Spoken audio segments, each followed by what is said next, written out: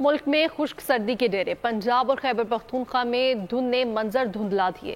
19 پروازیں منسوخ، 5 کو متبادل ایئرپورٹس پر منتقل کیا گیا۔ شدید دھند نے ٹرینوں کا پہیہ بھی جام کر دیا۔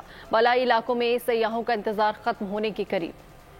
ملک کے میدانی علاقوں میں دھند معمولات زندگی درہم برہم۔ پنجاب اور خیبر پختونخوا میں دھند نے منظر دھندلا دیے۔ بالائی سندھ میں بھی منظر نظروں سے اوجھل ہو گئے۔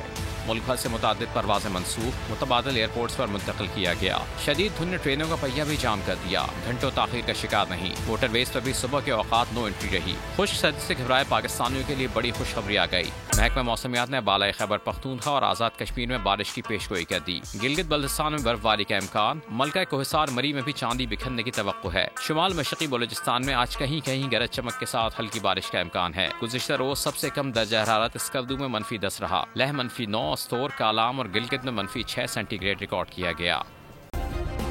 سبسکرائب کریں اور بیل دبائیں تاکہ کوئی خبر رہ نہ جائے۔